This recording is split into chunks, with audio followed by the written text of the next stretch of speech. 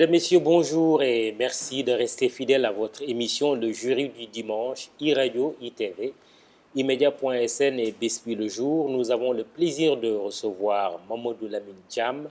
Il est le président du groupe Liberté, Démocratie et Changement, ancien questeur de l'Assemblée nationale, maire de Kébémer. Il est membre du comité directeur du Parti démocratique sénégalais, secrétaire général national chargé des élus locaux au niveau du PDS.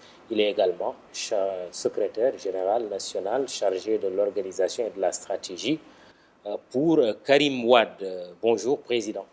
Bonjour, Mamadou Ibra. Et merci d'avoir accepté notre invitation. Mais c'est toujours un plaisir de venir vous rencontrer et d'échanger avec vous sur les sujets brûlants de l'actualité et aussi parler aux Sénégalais. Absolument, une actualité brûlante. Commençons par les questions de bonne gouvernance et de justice. La Cour des comptes a publié son rapport 2021 sur la gestion du fonds Force Covid-19 doté de 773 milliards de francs CFA, dont 740 milliards effectivement dépensés. Le document est largement commenté depuis quelques jours. On n'a pas encore entendu votre parti sur le sujet. Avez-vous pris connaissance de ce rapport et quelle est votre lecture? Je vous remercie. Oui, nous avons eu connaissance de ce document, nous l'avons lu, comme beaucoup de Sénégalais. Mais comme nous étions pris dans la fin de l'observation du budget, il était question, nous, on allait même tenir un point de presse demain, mais ce sera reporté à lundi. Et nous allions nous y prononcer parce que nous ne pouvons pas lundi, faire l'économie du groupe parlementaire dans l'après-midi. Oui.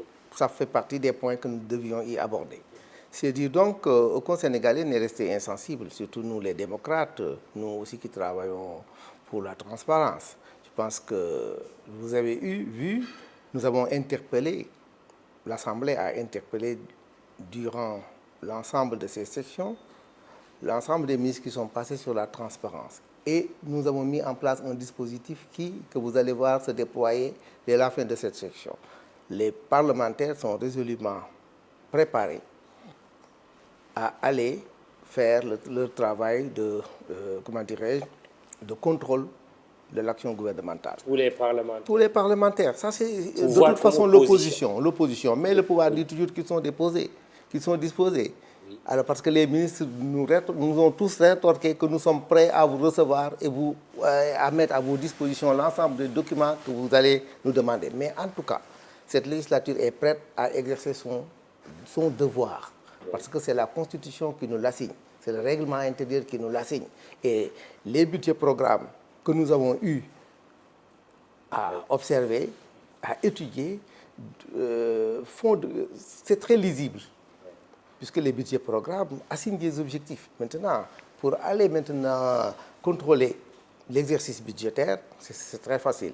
Il ressort de ce rapport de la Cour des comptes que la gestion de certains ministres qui sont encore dans le gouvernement, d'autres qui n'y sont plus, cette gestion est mise en cause dans ce rapport. Oui. Quelle est votre position par rapport à ça? Nous avons vu même les recommandations que la Cour des comptes a eu à faire au garde des Sceaux pour demander l'ouverture d'une information judiciaire. Ouais. En tout cas, nous avons été scandalisés. On ne comprend pas que des fonctionnaires sénégalais ou bien des ministres puissent surfer sur le malheur des Sénégalais. Je pense que tous les Sénégalais étaient meurtris pendant la Covid. Le petit Sénégalais, lambda, tout le monde, vous avez vous-même organisé des télétons. Tout le monde y a mis son sou et son copard. En plus, les amis du Sénégal nous ont aidés. Et on a mis une cagnotte pour nous sortir de cela. Alors, normalement, c'est vraiment dommage de voir que la Cour semble avoir décelé énormément de malversations, des surfacturations, des décaissements non autorisés ou non justifiés. Alors, c'est énorme. Et il y a beaucoup de concussions. En tout cas, la lecture du rapport montre un grand scandale. En tout cas, moi, ce que je trouve, c'est que la justice sénégalaise et le ministre de la Justice qui vient de faire son combat a cette fois-ci l'occasion, la justice a l'occasion de se réconcilier avec le Sénégal. Je l'avais dit en plénière que le Sénégal semble être malade aussi de sa justice. Parce que beaucoup de Sénégalais ont beaucoup de récriminations à faire à la justice. Alors, c'est l'occasion pour le ministre de la Justice, je le pense, en suivant la Cour des comptes, de se réconcilier avec les Sénégalais pour que les Sénégalais sachent que la justice est au service du peuple. Et pourquoi cette fois-ci vous pensez que cela se fera? Ce n'est pas la première fois qu'il y a des rapports sur la gestion. On n'est plus dans le contexte des rapports de l'OFNAC qui n'ont encore donné aucun résultat. On n'a pas vu de poursuite depuis lors. On a vu. Mais cette fois-ci, la saisine est très nette. Et sur un sujet qui nous importe, nous, forçons de la Covid. Et par ailleurs, dans certains pays, la Covid n'est même pas encore, ils ne s'en sont pas encore sortis. Et la Covid a été un sujet qui a réconcilié le Sénégal. Le président de la République a appelé, tous les acteurs sont venus le voir. Tout le monde a été d'accord qu'il faut même faire front contre la Covid. Alors ça a été le temps de grand consensus national. L'Assemblée a fait l'habilitation au président de la République. Ça veut dire que c'est un moment très fort. Alors, donc, on ne peut pas donc permettre à des fonctionnaires de surfer sur les malheurs du peuple pour faire des détournements d'objectifs ou bien une malversation. Alors, j'ajoute à vos casquettes que vous êtes également le président de l'association des maires libéraux. La Cour des comptes a relevé des surfacturations et autres violations des règles de la comptabilité publique. Elle a préconisé, vous l'avez relevé, l'ouverture de plusieurs informations judiciaires à l'encontre principalement des DAGE de certains ministères. Alors, je les plains, les pauvres. Je les plains. C'est sûr qu'ils ont une responsabilité de gestion administrative, mais je pense qu'au-dessus des DAGE, il y a les ministres. C'est le politique qui est au-dessus des DAGE. Ils ont aussi leurs responsabilités individuelles, mais je pense que tous les ministères, tous les ministres qui ont eu à chapeauter ces DAGE sont aussi dans le coup. Parce que je ne vois pas un DAGE oser faire cela. De toute façon, c'est une responsabilité politique au niveau de chaque ministère. Et ils doivent être visés par les informations judiciaires. Je ne sais pas comment se déclenche la machine judiciaire et comment elle va travailler. Mais nous, au plan politique, nous disons que ce sont les ministères qui ont eu à gérer ces départements qui doivent répondre d'abord. Ce sont eux les politiques. C'est eux que le président de la République a mis à ses places. Et ils ont les DAGE sous leur responsabilité. Mais on sait que les ministres, quand même, jouissent d'un privilège de juridiction. Voilà, dans l'exercice en tout cas de leur fonction, de leur gestion, ils sont plutôt passibles de la Cour de justice. Ils ne peuvent pas être disculpés. Politiquement, tous les ministres qui ont chapeauté ces ministères ont une responsabilité dans cette affaire. Oui, je suis en train de dire que des poursuites éventuelles contre des ministres obéissent à une procédure particulière parce qu'ils jouissent de ce qu'on appelle le privilège de juridiction. C'est pourquoi moi je me suis rabattu politiquement, j'ai dit politiquement ils ont une responsabilité politique dans cela. Oui. On ne peut pas les disculper politiquement.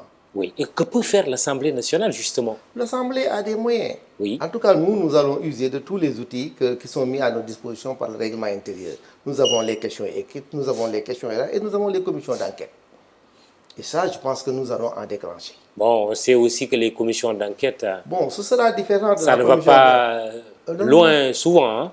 Oui, ça peut aller très loin. Ça dépend. C'est pas la configuration de notre Assemblée nationale nous permet aujourd'hui d'arrêter très loin sur beaucoup de sujets et le contexte politique. Ce ne sera pas comme ce que le président Niasse avait mis en place, une mission d'information. C'est rien. Ça, c'est quelque chose qu'il a chapeauté. Après le résultat, vous avez vu, on n'en a même plus entendu parler. Cependant que les missions, les enquêtes parlementaires, ça va émaner du bureau, ça passe par les commissions et c'est très sérieux. Oui, concrètement, qu'est-ce que votre groupe envisage de faire en termes d'initiative parlementaire sur ce dossier, sur ce rapport de la Cour des comptes? Nous allons nous prononcer lundi, Inch'Allah. Nous allons déclencher des actions, c'est sûr. Mais nous allons nous y prononcer. En tout cas, nous allons utiliser, comme je viens de vous dire, l'ensemble des outils que le règlement intérieur met à notre disposition dans un tel cas. Commission d'enquête parlementaire. Commission d'enquête, questions écrites, question orale. Pour que les ministres, viennent répondre. Ou bien. Mais quand on fait une commission d'enquête, c'est plus profond, parce que là, on peut aller interroger les structures. Mais quand on fait une question orale, c'est le ministre seul qui vient parler, qui vient s'adresser à l'Assemblée nationale. Alors, quand on met maintenant en place une commission d'enquête, c'est plus profond. On peut aller même revoir ce que la Cour des comptes a vu, etc. etc. Mais si la justice est saisie, éventuellement, l'Assemblée est forcément dessaisie. Mais nous, ce sera le même but, parce que nous, ce n'est pas de vouloir dire que c'est nous qui l'avons fait. En tout cas, l'essentiel est que la clarté soit rétablie. C'est ce qui nous intéresse. Oui. Alors, je rappelle que vous suivez l'émission Jury du dimanche. Nous avons comme invité Mamadou Lamine Thiam. Il est le président du groupe Liberté, Démocratie et Changement, issu de la coalition Wallou. Insistons quand même sur l'Assemblée nationale. La responsabilité de contrôle de l'action gouvernementale est également évoquée ici. Beaucoup de Sénégalais se disent, mais où était l'Assemblée nationale? Pourquoi toujours attendre qu'un rapport soit produit alors que vous avez des outils, vous l'avez même dit, pour contrôler l'action gouvernementale et la gestion de chaque ministre? Oui, je pense que par rapport au fonds Covid, je pense que le président Niasse avait lancé une mission. Mais je pense que cette mission, vous avez vu que nous-mêmes, nos membres, nos députés qui y étaient, avaient même quitté, parce qu'ils avaient vu que ça n'allait aboutir nulle part. Mais je vous ai dit que rien ne sera plus comme avant. En tout cas, cette législature vient d'être installée et vous verrez les actions que les députés mettront en place pour le contrôle de l'action gouvernementale. Ça, c'est devant nous. Maintenant, ce qui s'est fait avant, pendant que l'Assemblée était plutôt monopolisée par le Benno Bokk Yakaar, ou pendant que l'opposition était très minoritaire, ce n'est plus le cas. Aujourd'hui, l'opposition, c'est l'égalité au niveau de l'Assemblée nationale. Et il y a une volonté ferme de l'ensemble des groupes parlementaires d'exercer leurs prérogatives. Et je pense que la nouvelle gouvernance de l'Assemblée nationale aussi est en train de s'engager dans cette voie, parce que rien ne pourra plus l'arrêter. Parlons des DAGE. Ce n'est pas la première fois que leur gestion est mise en cause, même sous votre régime, le régime du président Abdoulaye Wade, comme aujourd'hui sous la présidence Macky Sall. Est-ce que le mal, quelque part aussi, ce n'est pas cette forte politisation à laquelle vous avez soumis ces DAGE? Nous, les politiques, tu veux dire? Vous répondez à la question. Vous voulez dire nous les politiques? Vous, les politiques. Oui. Mais aussi, il y va aussi de la responsabilité de chaque DAGE et de la personnalité de chaque DAGE. Il n'est pas dit que quand je suis nommé DAGE et que mon ministre me demande, par exemple, de faire des choses qui ne sont pas catholiques, comme on dit, que je les fasse. Mais si la nomination aussi est une nomination politique, en tout cas... Et le DAGE parfois s'engage même politiquement aux côtés de son ministre. Les DAGE qui viennent avec les ministres quand ils sont dans la campagne, quand ils sont dans les meetings, etc. Mais en tout cas, cet épisode de la vie des DAGE devra donc maintenant, je vous dis, servir d'exemple. Ce rapport de la Cour des comptes va maintenant, je pense, réveiller l'ensemble des DAGE qui dormaient. Je pense que rien ne sera plus comme avant dans leur corps. Et qui dit DAGE dit administration.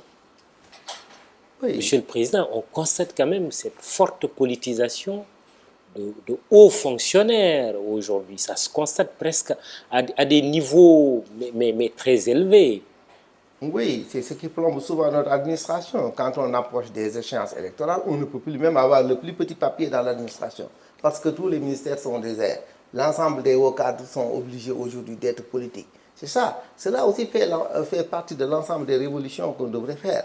Je vous l'ai dit récemment, pendant notre campagne, on a eu des hauts cadres qui ont été limogés dans des ministères parce qu'on les a vus dans nos conférences de presse. Ils arrivent dans le ministère, on leur donne une demande d'explication et tenez-vous bien, on leur écrit, on vous a identifié, formellement identifié dans une manifestation. Et alors que le ministre est politique, alors que l'ensemble de ça... Alors ça, c'est vraiment une gangrène de notre administration. Tant que l'administration ne sera pas une administration neutre, hors des politiques. Les ministres doivent arriver avec leur cabinet et repartir avec leur cabinet. Et l'architecture des ministères doit demeurer. C'est ce qui avait fondé que le président Wade avait fait revenir le poste de secrétaire général des ministères. qui doit être inamovible, qui doit être, et le département ministériel, le secrétaire général doivent être des gens, des hauts fonctionnaires qui restent à leur place et qui ne doivent pas trop s'impliquer de la politique parce que c'est l'appareil d'État qui doit rester pérenne. Parlons de l'OFNAC, Office national de lutte contre la fraude et la corruption, mais aussi la CREI, la Cour de répression de l'enrichissement illicite que le PDS connaît très bien, puisque après l'alternance de 2012, une liste de 25 personnalités de votre régime avait été ciblée. Karim Wade a été jugé et condamné. Aujourd'hui, il vit au Qatar. Êtes-vous convaincu de l'efficacité de la CREI et de l'OFNAC? Je pense que je vais parler particulièrement de la CREI. La CREI, aujourd'hui, tous les Sénégalais sont acquis à l'idée que ce n'est qu'une cour d'exception qui a été mise en place ou réactivée pour tuer, pour neutraliser un adversaire politique. Parce que sur 25 personnes qui ont été citées, il n'y a qu'un qui a été à la CREI. Et son mode de fonctionnement a été aussi décrit par l'ensemble des juristes. Alors, comme quoi, donc nous avons dit comme quoi, le renversement de la preuve, comme on l'a dit. La charge de la preuve. Comme tu dis, comme disent les juristes. Alors, tout le monde sait que... Alors, vous m'avez entendu poser la question au ministre de la Justice. Je lui ai dit, est-ce que un État de droit peut s'accommoder d'institutions judiciaires de la sorte, d'exception, comme on dit, d'instituts judiciaires d'exception. Vous voulez la suppression de la CREI? Bon, oui, nous disons qu'elle ne doit plus exister dans un État de droit, dans sa formule actuelle, où elle ne fait que la traque sur des opposants. La CREI, telle qu'utilisée par le régime du président Macky Sall, n'a été instrumentalisée, mise en place que pour la traque d'opposants, pour les neutraliser. Le président Sall avait dit la CREI c'est pour eux, l'OFNAC c'est pour nous. L'OFNAC, c'est pour... Alors, au finish, qu'est-ce qu'on a vu? Tous les rapports de l'OFNAC sont là. La présidente qui est sortie de l'OFNAC remplacée par Serigne Bassirou Gueye, a déposé énormément de rapports, mais aucune poursuite parce que ce sont des gens du régime qui ont été épinglés. En tout cas, nous disons vraiment que c'est ça aussi le problème de ce régime. L'impunité. L'impunité. Il y a trop d'impunité.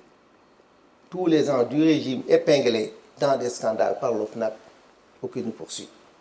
On les dégage des postes, quelque temps après, on les recycle. C'est tout ce qu'on a vu. Supprimer donc la CREI et l'OFNAC parce que vous pensez que ces instruments sont inutiles? C'est quoi le fond de votre pensée? La CREI est totalement inutile parce qu'elle ne s'attaque qu'à des opposants politiques. L'OFNAC doit exister. Quand même, les cadres doivent être audités. Les cadres doivent être audités. L'OFNAC doit exister quand même. Mais la CREI, qui est une institution politique qui ne vise que des adversaires, c'est ça qui n'est pas bien. Mais l'OFNAC, quand même, si elle fonctionne et si ses recommandations sont suivies, je pense que ça devait permettre d'assainir. Hier aussi, vous aviez été accusé d'instrumentaliser la justice. Oui, ça c'est le tard des régimes. C'est le tard des régimes. Justement, comment faire pour dépasser ce niveau du débat au Sénégal? C'est dans cela que des consensus forts sont nécessaires. De dépasser, il y a des choses, on doit en faire, l'expérience, elle est dépassée si nous voulons bâtir un État de droit ou un Sénégal réconcilié. Mais on combat des pratiques, on arrive au pouvoir, on les maintient et on les amplifie. C'est tout ce qu'on voit. Alors ça, c'est pas bien.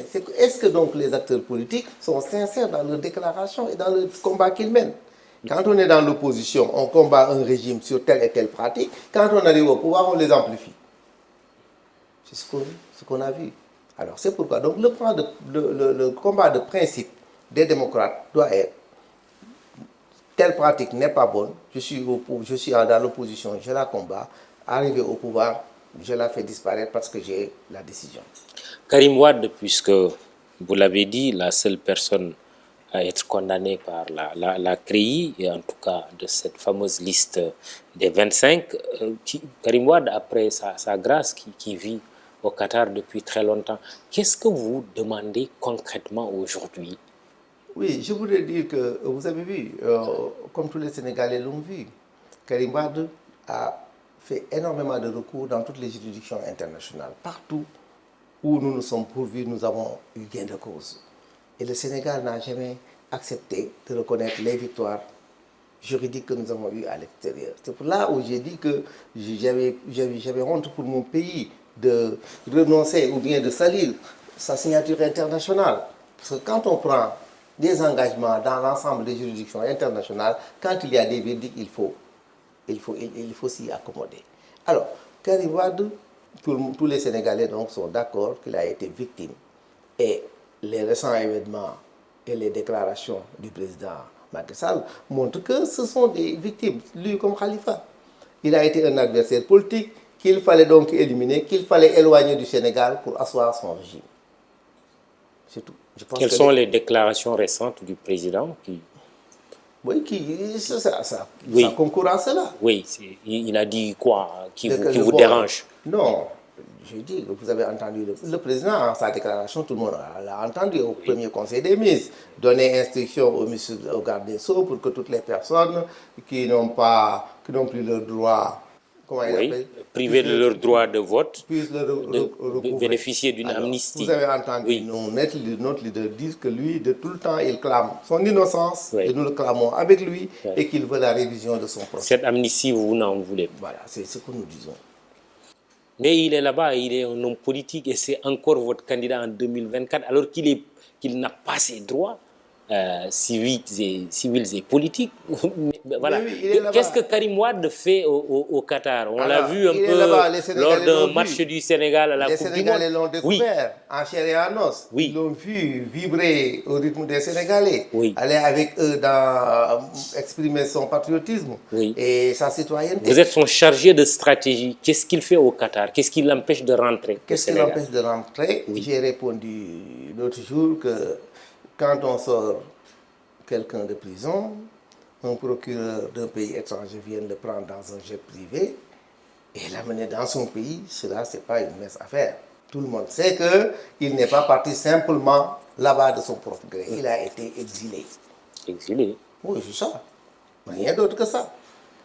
Alors maintenant, c'est pourquoi... Exilé, il s'est retrouvé au stade... dans lequel était aussi le président de la République pour regarder le match du Sénégal. Oui, en tout cas, il est au Qatar, tous les Sénégalais qui y vont le rencontrent et il a donné l'occasion aux Sénégalais de communier avec eux. Tout le monde sait donc que toutes les rumeurs que les gens disaient sur son compte ne sont pas vraies. Il est ambassadeur là-bas, il est ceci, ça. Les Sénégalais l'ont vu en chair et en os, vibrant avec eux et supportant son équipe. Et pourquoi il n'a pas rencontré le président de la République? Exprimer sa nostalgie par rapport au Sénégal. Pourquoi ils ne se sont pas rencontrés? Je ne sais pas. Le président Macky Sall et Karim Wade, ils se sont rencontrés? Je ne sais pas, vraiment. Moi, je suis au Sénégal et aucun d'eux ne m'a dit ce qui s'est passé là-bas. Il n'y a pas de tractation? Je ne suis pas au courant. Il reste votre candidat malgré tout? Malgré tout, parce que nous pensons quand même avant 2024, il y aura un dénouement. Ah ouais? Oui. Comment ça? Révision de procès d'ici un an? Tu sais, je l'avais dit dans une émission, la commande politique, elle peut être toujours satisfaite. Les juridictions, tout ce que l'on demande, là, s'il y a une commande politique, elle peut être satisfaite. De toute façon, et la commande politique, s'il y a une commande politique claire à son encontre, à son endroit, on pourra avoir un résultat. C'est-à-dire, mais la commande, c'est l'amnistie. Bon, c'est ce que dit le président. C'est ce qu'il dit. Il a dit les voix et moyens. Nous attendons en tout cas de voir. Mais nous, ce que nous voulons, nous l'avons dit à haute et intelligible voix. Il y a aussi la possibilité de réviser le code électoral. Toutes choses étant égales qui peuvent lui permettre de pouvoir se présenter. Vous ne vous opposerez pas à une révision du code électoral? Bon, de toute façon, sur toutes ces questions-là, nous sommes un parti organisé avec une direction. S'il y a à prendre une décision, elle se discute.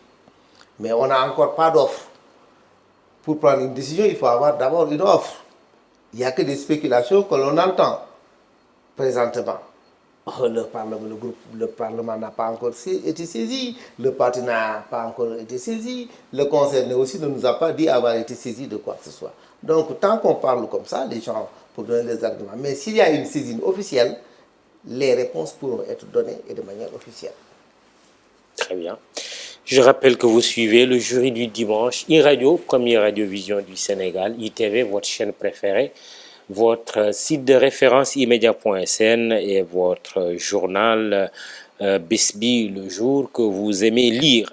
Nous recevons Mamadou Lamine Thiam, il est le président du groupe parlementaire Liberté, Démocratie et Changement, autrement dit le groupe Wallou. Vous êtes donc à l'Assemblée nationale depuis le 12 septembre, date d'installation de cette législature. La décision de votre groupe parlementaire a pesé sur la balance lors du vote de la motion de censure contre le gouvernement jeudi dernier. Pourquoi votre groupe a jugé opportun de faire échouer cette initiative de vos alliés de Yewwi Askan Wi? Non, notre objectif n'était pas de faire échouer. L'abstention a pesé lourd. Non, oui, mais notre objectif, ce n'était pas nous de faire échouer ou de faire réussir. C'était quoi votre objectif? C'était de marquer notre position. Notre position était que nous nous abstenions par rapport à la motion de censure, parce qu'elle ne nous concernait pas. Parce que la politique a ses règles. On ne peut pas s'engager dans une motion de censure sans l'avoir discutée et conçue.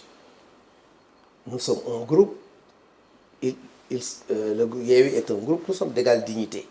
S'il y a des initiatives parlementaires à prendre qui nécessitent des actions communes, on doit en parler. Si on en parle, on le conçoit ensemble, on l'exécute ensemble. Nous ne l'avons pas conçu ensemble, nous ne l'avons pas exécuté ensemble, nous nous en sommes abstenus. Le groupe parlementaire s'est réuni et a observé la chose. Comment vous avez appris alors la décision de vos partenaires de Yewwi de déposer une motion de censure? Moi, je l'ai appris le matin. C'est le matin avant l'ouverture de la séance de la DPG que mon collègue m'a dit, président, je voulais te voir. Je lui ai dit, attendu. Il m'a dit, bon, nous avons l'intention de déposer une motion de censure. Je lui ai dit, ah bon? Je lui ai dit, mais comment? Vous n'y avez pas pensé, Khana? Avant aujourd'hui? Je ne peux pas être saisi d'une motion de censure ce matin et prendre une décision. J'ai un groupe et j'ai une hiérarchie politique. Parce que la motion de censure est un acte politique. Même si un groupe le prend, c'est dans l'état-major politique qu'on le concocte. C'est un acte politique qu'on pose par rapport à un régime. Il faut donc l'engager politiquement. Alors, donc, c'est pourquoi, telle a été ma réponse. Mais nonobstant cela, j'ai demandé même, je lui ai dit, bon, il faut me donner le document, l'exposé des motifs, pour que je puisse voir. Même ça, cette ouverture, j'ai eu à le faire. Et je ne l'ai pas eu aussi. Jusqu'au lendemain, j'ai vu les éléments dans la presse. Alors, à partir de ce moment, quand même, nous sommes un parti, nous sommes une coalition qui a créé un groupe parlementaire. Nous sommes assis. Quand on aborde la coalition Wallou, quand on aborde la coalition Liberté Démocratie, il faut bien l'aborder dans son background.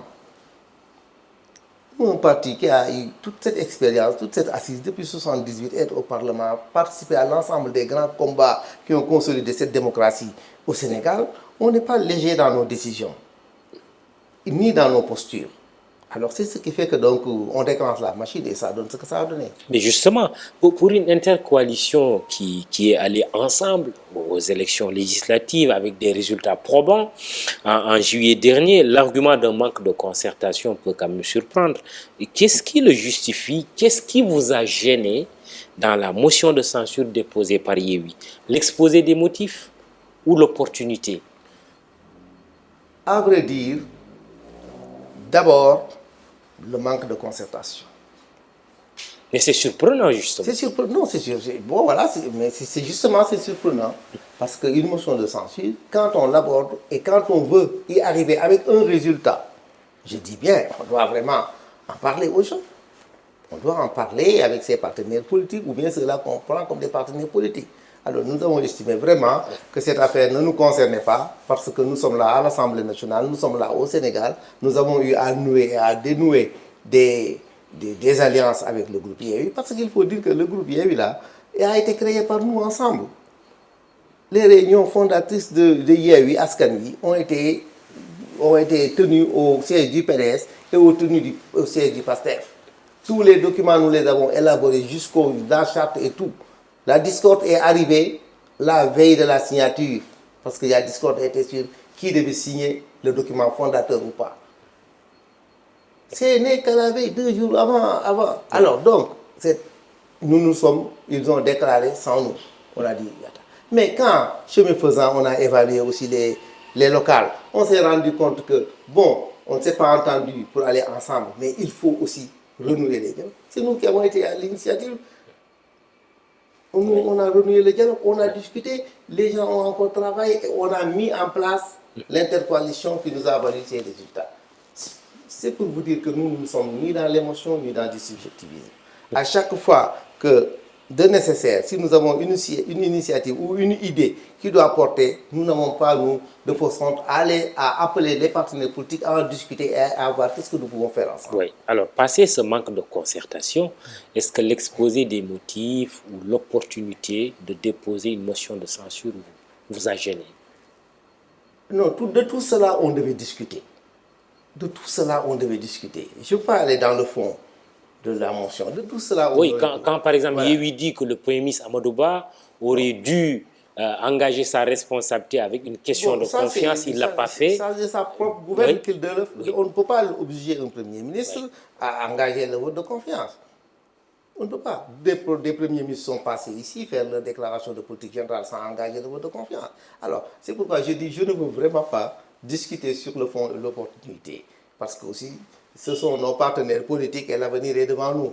Mais en tout cas, sur ce fait, ils ne nous ont pas consultés, ils n'ont pas fait, ils n'ont pas fonctionné tel que les choses devaient fonctionner. Et nous aussi, nous avons posé des accords. Parce que le PDR, le Wallou aussi, c'est une coalition responsable qui prend des décisions, qui en réfléchit et qui prend des postures responsables. Oui, vous avez quand même un nombre de sièges important. Votre décision de vous abstenir, ça c'est un fait.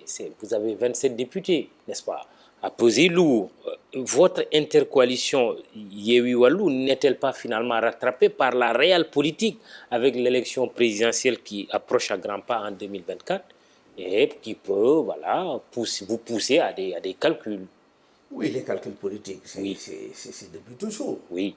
Vous le confirmez? Non, on est tous dans votre décision de vous abstenir obéit à un calcul politique? Non, je ne dis même pas que notre décision de nous abstenir obéit à un calcul politique. Ça, c'est à vous de dire que la décision de vous poser une motion de censure sans nous en informer ou impliquer aussi relèverait d'un calcul politique. Vous n'avez pas pensé à l'élection présidentielle à venir en prenant cette décision de ne pas voter la motion de censure?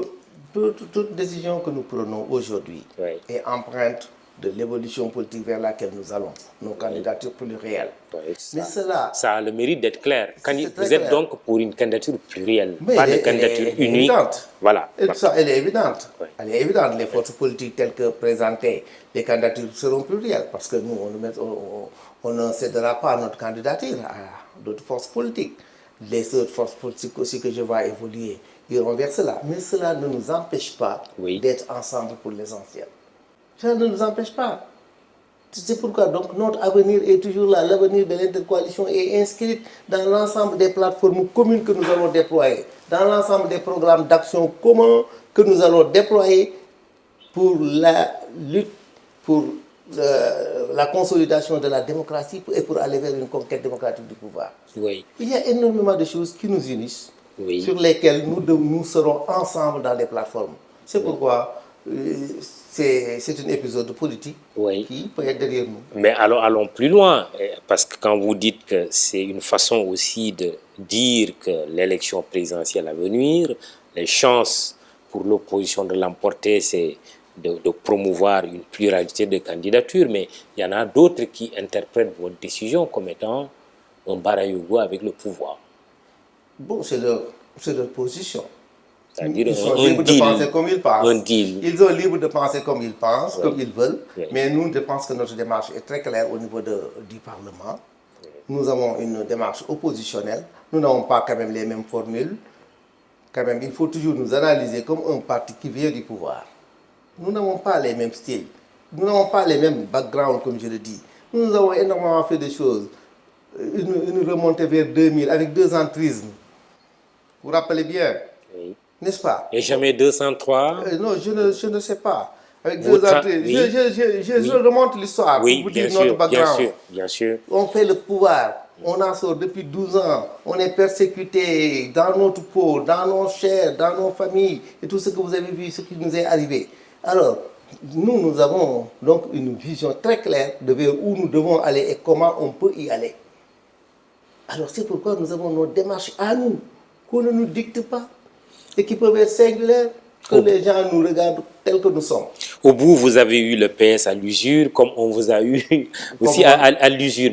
Mais est-ce que vous travaillez, vous, PDS, sur un projet de retrouvailles avec la paire et au-delà de la famille libérale?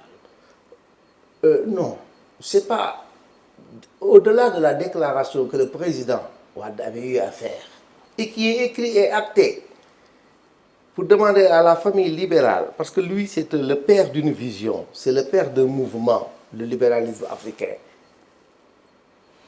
Alors lui, sa doctrine et sa vision, c'est que ces familles-là et l'ensemble des filles des fils qu'il a créés puissent être toujours pour l'édification de cette vision qu'il a eue pour le développement de l'Afrique, au-delà même du Sénégal.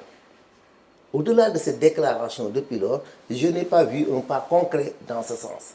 Parce que pour cela, il faut que des appareils se rencontrent, il faut que des discussions aient lieu. Mais il y a eu mieux, non seulement des appareils se sont rencontrés, mais il y a eu une rencontre entre le président Abdoulaye Wade, ancien président du Sénégal, votre chef, et le président Macky Sall. Non, ça j'ai dit que quand même, ce qui est cocasse, c'est qu'un ancien président ne rencontre pas celui qui l'a remplacé. Non, ça c'est rien, ça doit être banal dans une nation normale. Que le président de la République sortant, dans tous les pays, vous les voyez ensemble, ils discutent, ils se rendent visite, parce qu'ils ne se sont pas déchirés. Partout où il y a une alternance normale, où le président sortant a félicité le président qui l'a remplacé, ça doit être une vie normale.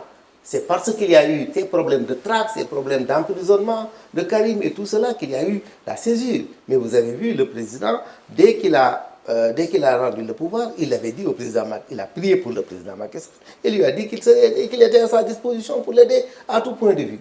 C'était très clair. Il est allé le voir au palais, il était retenu aussi une visite du président Macky Sall au président Abdoulaye Wade, qui n'a pas encore eu lieu. Est-ce que vous, d'ici l'année prochaine, date de l'élection présidentielle à venir, prochaine, vous pensez qu'il est possible d'avoir ces retrouvailles de la famille libérale? Bon, vous savez, l'avenir, on ne peut rien, moi je ne peux rien présager de l'avenir. Parce que pour présager d'un avenir, en fait, il faut l'avoir vu débuter.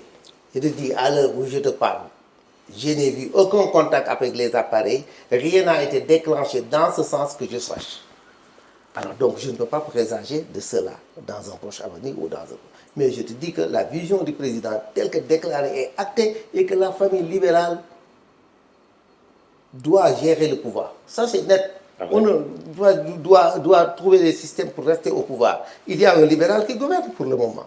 Nous aussi, nous ambitionnons de le remplacer au pouvoir.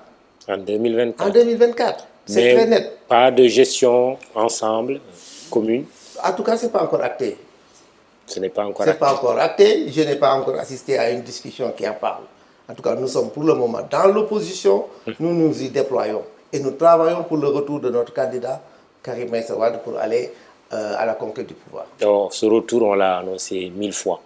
Cette fois-ci, je pense que ce sera la bonne. Hein? Ah bon? Oh, ouais, et quand hein? Et quand? Et quand? Bientôt. Quand même, parce que le temps nous est compté. Le temps nous est compté. Bon. Les élections, c'est bientôt. Bon. En tout cas, nous, ça aussi, on l'a plusieurs fois entendu. Alors, bon. C'est que cette fois-ci soit la bonne. Alors, dernière chose vraiment sur la motion de censure. Est-ce que le rejet de cette motion de censure avec votre décision de vous abstenir ne peut pas être interprété comme une approbation de la politique du président Macky Sall? Non, non, ça dépend. Vous savez, les approches sont différentes. Nous n'approuvons pas cette politique parce que nous n'avons voté aucun des budgets qui nous ont été présentés. Ça veut dire donc que nous, même pour le budget des forces armées, nous nous sommes abstenus quand d'autres l'ont voté. Ouais. Donc je pense qu'il faut interpréter les gestes posés par le groupe parlementaire. N'est-ce pas? Nous avons été en commission, nous avons été en plénière, nous n'avons pas voté ces budgets. Parce que j'ai expliqué le sens de notre vote. J'ai dit sur le podium de l'Assemblée nationale que le vote du budget est un acte politique et que le budget est un instrument politique que le président Macky Sall a à sa disposition pour consolider sa politique et pour aller à la conquête des suffrages en 2024. C'est pourquoi nous posons nous l'acte politique de ne pas voter son budget pour dire que nous ne sommes pas d'accord sur les politiques déployées et nous voulons qu'il quitte le pouvoir. Ça, nous avons posé des actes très clairs. Alors, la motion qui est survenue, il y a eu des mésententes politiques, mais ça ne veut pas dire que nous sommes avec la politique de Macky Sall. Son Premier ministre Amadou Ba, lors de la DPG, comme lors de la motion de censure, a joué sur le registre du rassemblement, un appel au rassemblement. Comment jugez-vous le Premier ministre Amadou Ba? Bon, il a fait son appel au rassemblement, mais le Premier ministre, c'est le Premier ministre d'un gouvernement. C'est le Premier ministre de M. Macky Sall, n'est-ce pas? Lui, il est là donc pour rassembler, pour consolider l'ensemble des arguments qui feront que le régime Benno puisse survivre. Donc nous le prenons tel quel. Ce n'est pas l'individu. Pour vous, c'est un adversaire. C'est un adversaire politique parce qu'il représente une idée, une vision. Parce qu'ils sont là pour la vision du président. Nous sommes contre cette vision. C'est pourquoi il n'y a pas d'émotionnel dans ça. Il est porteur d'un budget dit solution et une année sociale. C'est comme cela que 2023 est présenté par le gouvernement. Êtes-vous en phase avec lui? Oui, budget solution, année sociale. C'est pourquoi nous l'avons dit. Tout le budget, vous l'avez transféré dans les secteurs pour en faire, pour gérer vos clientèles politiques. Parce qu'ils disent que c'est un budget social. On sait ce que le social veut dire avec les politiques. Ça veut dire quoi? Ça veut dire qu'ils vont s'en servir pour la propagande politique. Et nous les y attendons. Parce que nous allons vers des élections, c'est sûr. Mais tant que c'est pour satisfaire les besoins des populations, peut-être... Nous serons là pour cela. Il n'y a pas de problème. Nous avons dit que nous allons... C'est un budget programme, c'est très pointilleux. Un budget programme, ce n'est pas un budget foutu ou autre chose. C'est très pointilleux sur tous les programmes. Aujourd'hui, moi, je sais tout ce qui doit être fait dans le département de Kébémer. Parce que c'est très net. Les budgets là, pour les contrôler, c'est vraiment les budgets qu'on peut contrôler.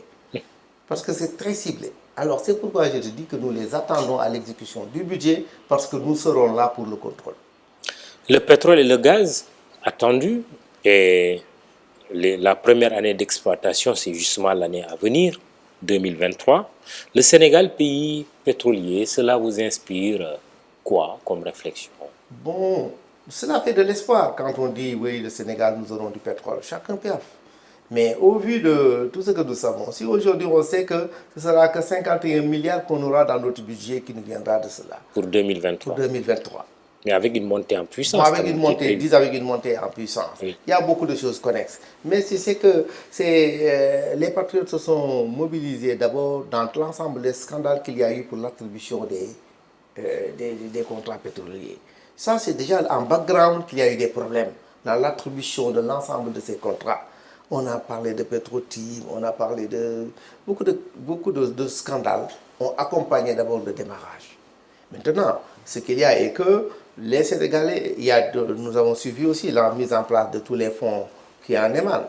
Mais en tout cas, la société politique et la société civile seront très mobilisées pour être regardants sur toutes ces questions. Sur les questions d'écologie que ça pose, sur l'écosystème marin. On a posé énormément de questions. Il y a beaucoup de questions que cela pose. Mais moi, je demande à la société politique et à la société civile de rester très mobilisée, mais très prudent contre tout ce que les gens ont appelé ailleurs la malédiction du pétrole. Alors, c'est bien vrai que notre budget n'est pas bâti sur les ressources pétrolières. Ça, moi, je suis très fier de cela aussi. Le budget n'est pas reçu, on n'a pas bâti notre budget prochain sur des ressources pétrolières. Ça, c'est très bien. Que nous ne reposions pas déjà notre économie et notre croissance sur les produits pétroliers. Ça fait donc que les fluctuations du dollar, tous les aléas qui peuvent être liés à cela, peuvent impacter de manière faible sur notre économie. Ça, je pense déjà c'est une bonne option. Mais en tout cas, il y a énormément de problèmes dans l'écosystème du pétrole. Et ça, je pense, j'appelle donc à la vigilance de l'ensemble des Sénégalais. On parle du pétrole, mais on oublie souvent le gaz. C'est là peut-être que le Sénégal peut faire des choses intéressantes, notamment comment dirais-je, l'électrification. Oui, oui, oui, oui. Et vous avez vu aussi la cour assidue que l'ensemble des pays européens nous font par rapport à notre gaz, puisque nous avons un jugement qu'on qualifie d'être l'un des plus grands jugements actuels. Alors donc, en tout cas, pour changer le visage de notre économie, c'est important. On peut vraiment en profiter pour changer le visage de notre économie, pour changer notre option au plan énergétique, etc. Mais tout cela donc nécessite de plus en plus des consensus forts et une bonne communication au plan national. Alors, cette gestion du pétrole d'ailleurs est brandie comme argument par les tenants du pouvoir par rapport à cette élection présidentielle de 2024. Exploitation qui demande la stabilité, qui demande de l'expérience pour justifier une éventuelle candidature du président Macky Sall à un troisième mandat, qui s'est encore exprimé récemment sur le sujet. Il dit que ce n'est pas un problème juridique ne se pose pas, je prendrai ma décision le moment venu. Vous répondez quoi? Moi, vous ne m'avez pas entendu en parler à l'Assemblée nationale. Moi, je m'appesantis sur la question qui est la plus essentielle. Comment aller vers ce combat? Quel combat? Le combat les élections 2024. Parce que j'ai déjà vécu les années 2011, 2012 sur cette question. Les Sénégalais aussi doivent avoir beaucoup d'expérience. Oui, et le président? Les Sénégalais, oui. La société politique doit tirer des leçons de ce que nous avons vécu en 2011 et 2012. Oui, pour dire quoi? Qui a triomphé, pour dire que le verdict se trouvera dans les urnes. Au bout du compte. Une candidature du président Macky Sall ne vous gênerait pas? Moi, je suis un démocrate. Je suis un démocrate. Je serai avec ce que la loi dira, comme en 2012. C'est-à-dire qu'on ne peut pas avoir été acteur des événements de 2012, avoir les postures que nous avons eues en 2012 et arriver en 2022, maintenant nous dire. Vous comprenez? Oui. Moi, j'ai accompagné Wade, j'ai fait campagne, nous avons été aux élections et nous avons usé de tout ce que nous avons usé pour en arriver là. Je ne me dédirai pas. Donc moi, je me prépare à aller aux élections. C'est pourquoi... Votre leader avait dit Mawa Khon Wakhet quand même. Hein? Non, même le contexte dans lequel il avait dit, les gens l'ont... L'histoire est quand même là. Il a dit, mais non, c'est pas ça. L'histoire est là, mais tout le monde a vu aussi ce qui est advenu de cela.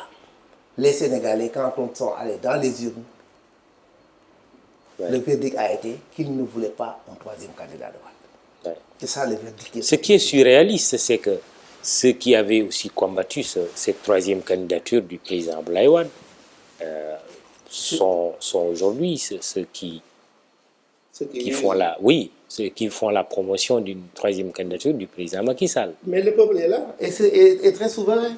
Le peuple est là et souverain. Oui. Pour vous, il faut faire confiance au peuple. Chacun n'a qu'à se présenter. Moi, je fais confiance au peuple. Je développe. C'est pourquoi vous m'entendez toujours appeler à une concertation autour du code électoral pour maîtriser le processus électoral. Si nous maîtrisons correctement le processus électoral, comment se fera le combat, le moment venu, chacun exprimera sa force et démocratiquement. Très bien. Voilà. Maintenant, qui sera candidat, qui ne le sera pas, moi je ne suis pas encore dans ce schéma. Mamadou Lamine Thiam, invité du jury du dimanche, membre du comité directeur du PDS, président du groupe parlementaire de Wallou. On va rapidement terminer cette émission avec le fonctionnement de nos institutions, notamment l'institution parlementaire par rapport à la violence. On a vu quand même des scènes qui sont surréalistes. Placement justement sous mandat de dépôt des députés Massata Samb et Mamadou Niang du PUR pour coups et blessures volontaires sur votre collègue Amin Ndiaye du groupe Benno. Ils seront jugés en flagrant délit lundi. Leur avocat dénonce la violation de leur immunité parlementaire. Quelle est votre position sur cette affaire? Oui, nous sommes au Parlement. Il y a eu beaucoup de dérives verbales de part et d'autre et une violence notée d'une part. Une dérive physique. Violence physique. C'est ça. Ça a été le résultat de ce que nous avions fabriqué de l'ambiance qui était dans l'hémicycle. Ça a atteint son paroxysme avec ces actes. Les dérives verbales étaient monnaie courante. On a fait beaucoup de rappels au lègrement par rapport à cela. Alors, finalement, l'incident est arrivé. Nous avons condamné cet incident. Nous l'avons condamné et nous... Voilà. Nous l'avons condamné sans embâche. Nous l'avons regretté. Mais aujourd'hui, ce qu'il y a à regretter, c'est de part et d'autre que ça va faire mal. Notre sœur, l'honorable député, est aujourd'hui malade. Nous lui souhaitons prompt rétablissement. Mais elle serait enceinte. Bon, on a dit, je ne m'aventure pas sur ces choses. Je ne m'aventure pas. J'ai dit au Parlement qu'il fallait vraiment...